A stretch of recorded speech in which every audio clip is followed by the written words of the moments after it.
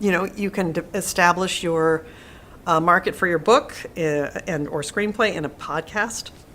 You can create a web series, which is in the old days we would do a play. So we have a property, an IP, intellectual property, and we would have the play, and then we would be able to invite people and then get investors perhaps, or get interest in it as for an adaptation to a feature.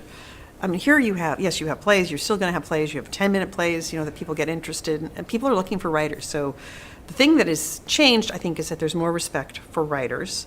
And there's, in the old days, I mean, I won't tell you because it's kind of horrifying, but at Columbia I was told, no stories of color, no stories in water, no big military things, no historical, no gender or trend, whatever, no gay stories. It's like, okay, that was like the 80s, and we were all pushing to, slowly build an awareness because we wanted to tap into those markets. I mean, I had the fortune to hear, I can't remember his name, but he's in charge of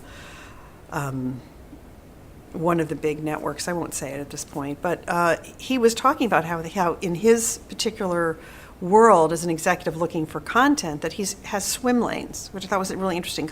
He knows, okay, CBS does their thing, ABC does their thing, so you have to research what's on television.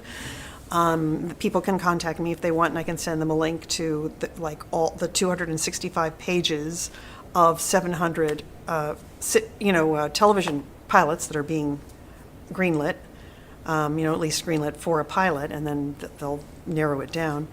But I think the main thing that's bolstering everyone's ego to write and create content is that there's a lot more places to go. So, and for a lot less money, you can shoot a movie, an entire feature for, a decent feature for $200,000, and make it look like it's $1.5 million.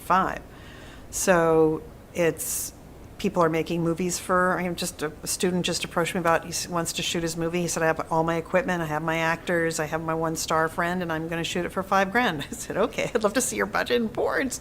Let's take a look. A board is how you kind of schedule things and know when you're going to shoot, in case people don't know. So I just think there's a lot more. Apple just joined us, right? They're creating content, and of course they've got all their stars on board, but stars are going to be looking for content. So I would say a lot more female and male stars within the first two movies of their career. When they get some attention, they're creating production companies. So that's good news, bad news. You talk about ADD or ADHD. They're obviously going to be looking at a lot of different things, and they've got their careers and they've got their acting, but if you approach them about a content-driven piece that affects them and something they care about, like let's just say you find someone that really cares about animals, and that they go to all the fundraisers about animals and have their own arm of their company, you could go to them with a project like that. So a lot of this takes research, it takes networking, it takes reading. If you do a pie chart, I mean, how much of that pie chart should be spent, if this is a day or a week or a month, how much should be spent writing, how much should be spent in research, how much should be spent in PR, creating your website, creating a blog, or creating some, play that people can start to see, oh, yes, she's a serious writer. How I got taken seriously as a director, I directed theater. Manager came, saw the piece, she liked the screenplay I'd written, I was attached to direct. And then it's built from there.